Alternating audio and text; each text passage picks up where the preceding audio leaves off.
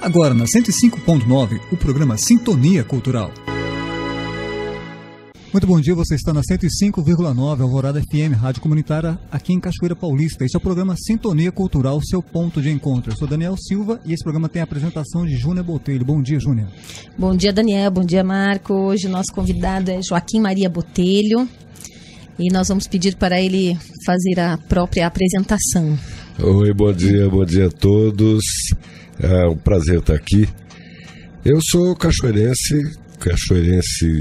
da turma de 55 e tô fora de Cachoeira há muito tempo, viajando por aí, fazendo matéria como jornalista e ultimamente mais voltado para a área da literatura. Estive recentemente presidindo a União Brasileira de Escritores de 2010 a 2015, um lugar que me deu oportunidade de conhecer, conviver, ficar amigo, inclusive, de bons escritores, grandes nomes aí da literatura brasileira. E, de uma certa forma, eu aprendi que a literatura hoje é uma ferramenta importantíssima para melhorar um pouco a qualidade de vida, né? Eu estou tendo a impressão de que está faltando um pouco de felicidade, está faltando um pouco de leveza, de conhecer a alma das pessoas e tal. E isso a gente aprende nos livros com os bons escritores, né, desde criança. Não sei se é disso que a gente veio falar, mas também. É um assunto relevante, a formação de leitores. Com certeza. Né, ensinar a criança a gostar do livro, ser amiga do livro desde criança, a importância dos pais contarem histórias para as crianças, exercitar a fantasia, conhecer experiências e tal. Eu costumo dizer o seguinte, eu não vivi no tempo de Napoleão, mas eu sei quem ele é porque eu li, né? Uhum. Se eu tivesse que ficar me atendo só às pessoas que eu conheço, com quem eu convivo, eu ia saber muito pouco do mundo e da vida, né? E as pessoas precisam também da imaginação também, é importante. Claro, a imaginação, inclusive, é uma forma de você fazer o cérebro funcionar melhor, né? Porque todo psicólogo aí, o pessoal da área, sabe que o cérebro é dividido em duas partes, né? Hemisfério esquerdo e hemisfério direito. E você precisa estimular os dois lados, o lado da fantasia, o lado da emoção e o lado racional, o lado do aprendizado mais cognitivo, né? E você é escritor? Eu sou escritor, não fui escritor durante muito tempo porque eu tinha receio. Eu tinha uma grande escritora em casa que é a minha mãe, a Ruth Guimarães. De uma certa forma eu me sentia um pouco temeroso, até porque ela era muito crítica, muito dura, especialmente com os filhos, porque ela se sentia na obrigação de fazer a gente dar o melhor que a gente podia dar, estudar bastante, etc. Então, de uma certa maneira, eu fiquei meio constrangido de escrever, né? E acabei mergulhando no mundo do jornalismo porque eu nasci jornalista. Eu já era jornalista desde molequinho, gostava de fazer matéria, de entrevistar e tal. Comecei aqui em Cachoeira, com 15 anos, num jornal chamado Cachoeirense. O Maurício do Prado esteve aqui conosco. Pois é, e na época quem era o chefe era o Paulo Roberto Ciani, mora em São José dos Campos hoje, uma grande figura. E eu tinha 15 anos, fazia umas materinhas bobinhas e tudo, mas fui evoluindo aos poucos e tal. E o jornalismo me deu uma competência do ponto de vista da linguagem, da observação, etc. E eu mergulhei no jornalismo como forma de ser excelente, modestamente, mas de ser excelente numa coisa em que eu não dependesse dessa competição com a minha mãe. Quer dizer, eu não precisava competir com ela no jornalismo, porque no jornalismo eu me saía muito bem, eu era muito elogiado, ganhei vários prêmios e tudo. Até o dia que, de repente, me desafiaram para entrar num concurso de contos, e eu escrevi um conto, ganhei o prêmio, foi uma viagem para Fernando de Noronha. Você tinha quantos anos? Eu já tinha uns 30. Uhum. Com esse prêmio, depois que eu ganhei o prêmio, eu mostrei o texto para minha mãe e ela achou ótimo. Falei, bom, então... Dá para começar. Agora dá para começar. Tá aprovado, né? Pois é. Não, a minha mãe era uma pessoa muito, muito doce, muito terna, mas ao mesmo tempo ela era muito consciente dos deveres dela como educadora. Ela tinha em casa a matéria-prima principal da educação, que eram os filhos, então ela caprichava muito e de uma certa forma exigia bastante da gente. O que foi bom, claro, você fica um pouco... Bom dia, hoje o nosso convidado é Joaquim Maria Botelho e ele estava falando do seu trabalho como escritor e eu gostaria que ele falasse agora sobre o livro de Rovana, que é não o último, né? Mas um dos últimos. O mais recente. O mais recente. É isso aí. Falar em último é uma coisa meio grave. Olha, o livro de Rovana, eu penso assim, quando a gente lê e a gente precisa ler muito, a gente acaba adquirindo uma experiência que a gente não teria adquirido em 100 anos de vida. Porque a gente acaba vivendo e aprendendo e observando a vida dos outros, né? Então, a gente não lê para aprender literatura ou para aprender teoria da literatura, a gente lê para aprender vida. Todas as leituras que a gente faz acaba compondo aquilo que a gente vai produzir depois, né? Svetlana Todorov falava muito disso, que infelizmente a gente perdeu esse grande filósofo e pensador há pouco tempo. Dia 7 de fevereiro. Mas, de qualquer maneira, no meio de todas essas leituras e a partir do meu espírito de jornalista, eu observei que a minha irmã, que era surda e muda, decorrência de uma doença congênita, ela aprendeu a ler e a escrever antes mesmo de aprender a se comunicar efetivamente de maneira verbal, né? Então, a gente pode dizer que ela aprendeu a ler e escrever antes de aprender a falar direito. Para tirar ela dessa casca, desse mundo de exclusão em que ela vivia, né? Minha mãe dizia que ela vivia dentro de uma ostra. Minha mãe estimulou ela a escrever diários para contar o que ela sentia, o que ela pensava da vida. Escrever qualquer coisa para ela ir exercitando a sua comunicação. E ao longo da vida dela, ela escreveu 194 cadernos universitários de diários. Tinha coisa muito simples, ela tinha pouco sentido de abstração do mundo e tudo, mas de qualquer maneira tinha informações muito interessantes.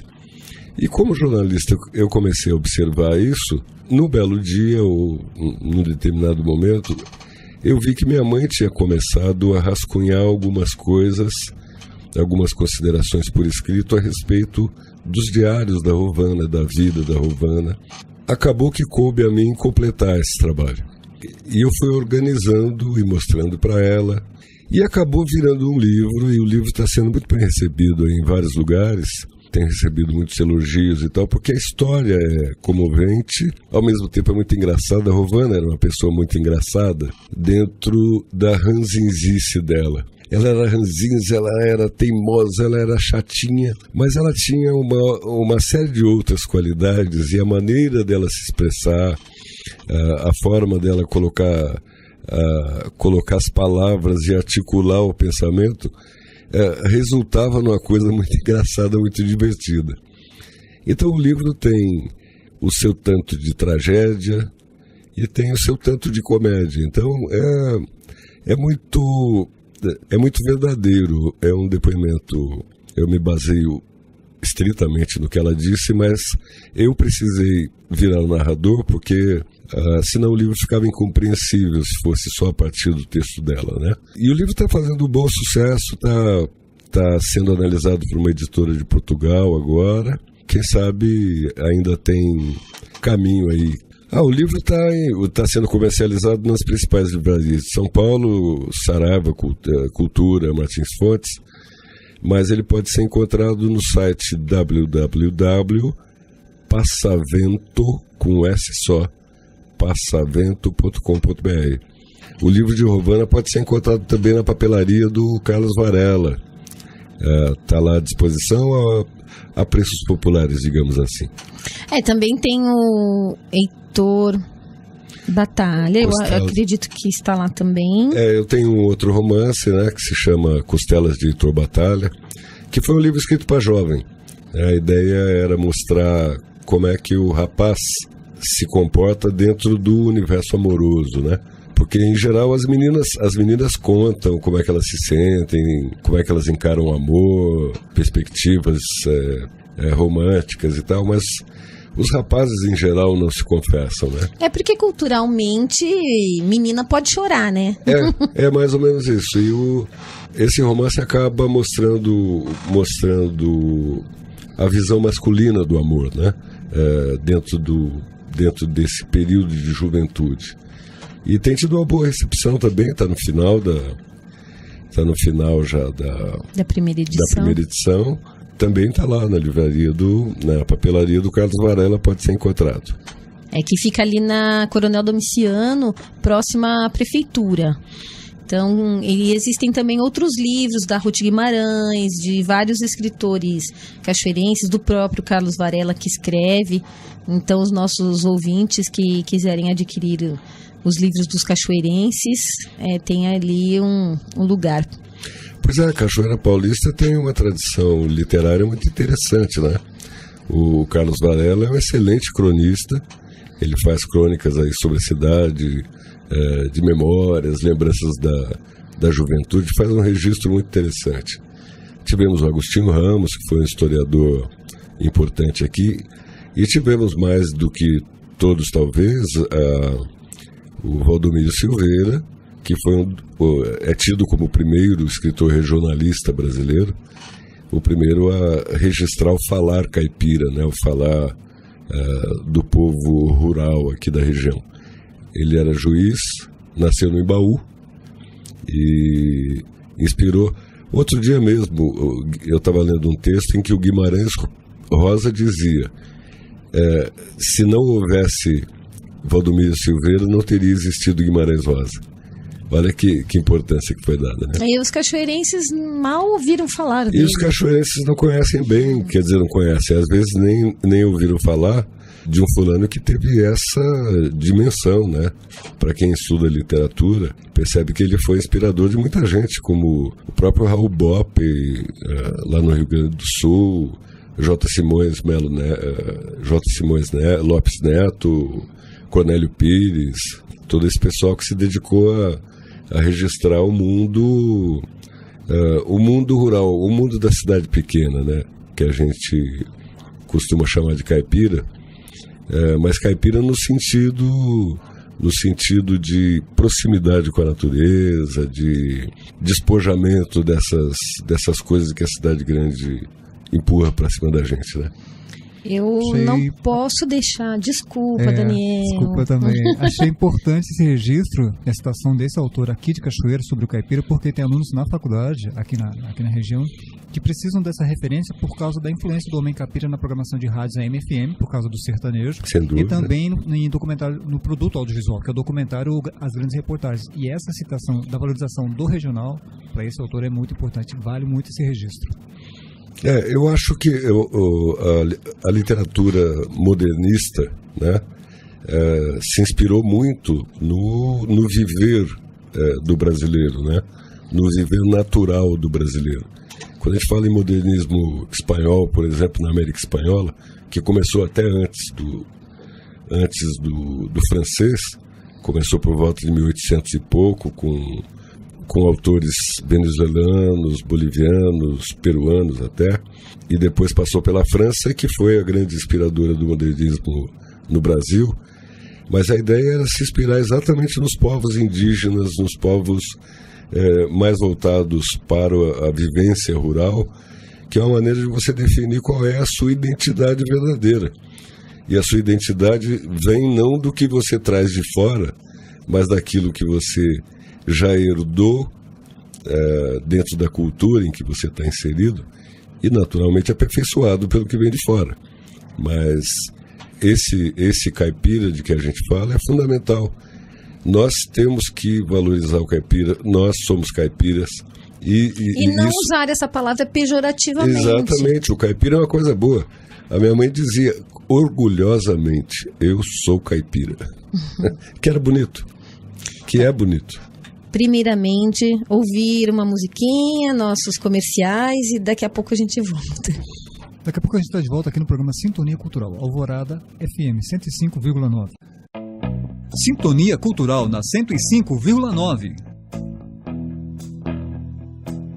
Muito bom dia, você está na 105,9 Alvorada FM, rádio comunitária aqui em Cachoeira Paulista. Esse é o programa Sintonia Cultural, todas as quintas-feiras às 9 horas da manhã, com a apresentação de Júnia Botelho.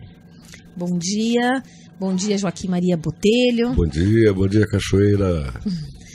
Então, como eu já tinha citado no bloco anterior, sabemos que você está fazendo um trabalho, umas palestras sobre o processo criativo. Você já esteve em Cachoeira, em Cruzeiro.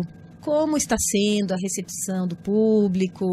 Como foi? O que você pretende ainda continuar fazendo?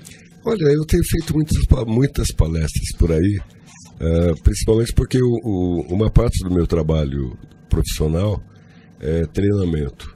E eu faço treinamento na área de comunicação, jornalismo e tudo.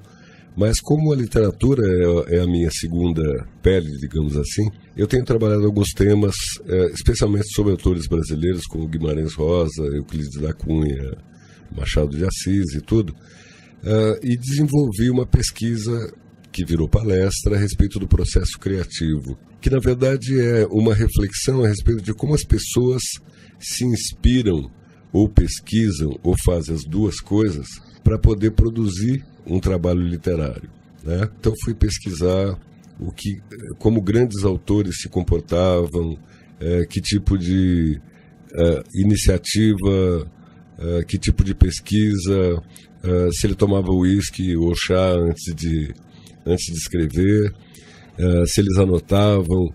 Eu me lembro, por exemplo, do Gabriel Garcia Marques, que antes de começar a escrever qualquer coisa, ele apontava uma dúzia de lápis e aí ele sentava para escrever. O Ernest Hemingway, por sua vez, só começava a escrever depois que ele tomava um copinho de uísque. Então, tem algumas curiosidades a respeito do processo criativo, mas também tem pesquisas literárias do Edgar Allan Poe e do uruguaio Horácio Quiroga, que descreveram uma espécie de manual que não é para ser seguido como regra, mas que induzem as pessoas a refletir sobre o ato da criação, sobre o processo que cada um deve ter para desenvolver um texto. Nenhuma dessas coisas é obrigatória, é material para reflexão.